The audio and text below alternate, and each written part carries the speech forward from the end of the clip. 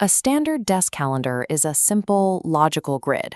Each square represents one 24-hour rotation of the planet, a window of time we assume can only hold a finite amount of history. Then there is July 21st. At 0256 UTC in 1969, Neil Armstrong pressed his boot into the lunar dust, marking the furthest reach of human exploration. A lunar landing is typically the final word in any historical discussion.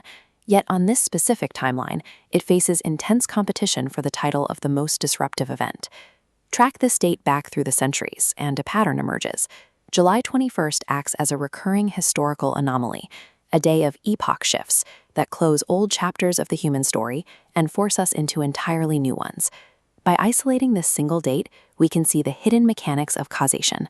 We can see how a handful of decisions, made hours apart in different centuries, permanently rewrote the global map. On the morning of July 21, 1861, spectators from Washington, D.C. rode out with picnic baskets to watch the First Battle of Bull Run. They expected a quick, bloodless skirmish that would end the American Civil War by dinner. By that evening, thousands were dead or wounded. The scale of the violence proved the war would be a years-long struggle, shattering the public's belief in an easy victory.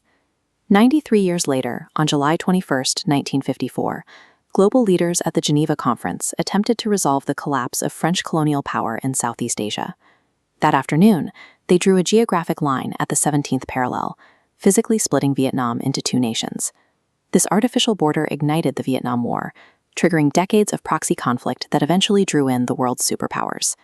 These military pivots suggest that July 21st operates like a geopolitical trapdoor.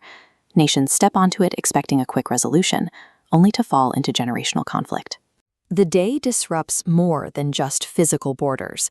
It breaks social ones, too. On July 21, 1925, the Scopes monkey trial reached its climax in a Tennessee courtroom.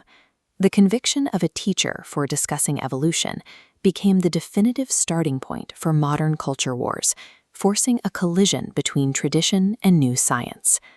35 years later, on the same date, a political rupture of a different kind occurred in Ceylon, now Sri Lanka. Sirimavo Bandaranaike was sworn in as the world's first democratically elected female head of government. It was a moment that ended an unbroken streak of male-only leadership that had existed since the birth of democracy. Wars redraw physical borders, but the ideological shifts of July 21st redraw the boundaries of human thought and social hierarchy with exactly the same permanence. July 21st also halts massive historical trajectories just as they peak. The 1969 moonwalk felt like the explosive start of our spacefaring chapter. Exactly 42 years later, on July 21, 2011, the Space Shuttle Atlantis touched down for the final time. It was the quiet, definitive conclusion of NASA's shuttle fleet. This pattern of sudden, tectonic stops continues into the present day. On July 21, 2024, U.S. President Joe Biden withdrew from his re-election campaign, an event that instantly upended the modern political landscape.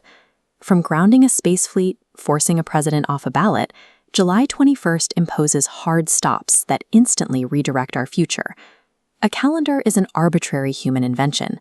The dates themselves have no inherent power or destiny. However, look at the frequency of these collisions. While thousands of years separated ancient resets, we now see world-altering shifts every few decades. The density of July 21st is a map of our own increasing capacity to disrupt our own world. Each square on this calendar represents an opportunity to reset the global status quo.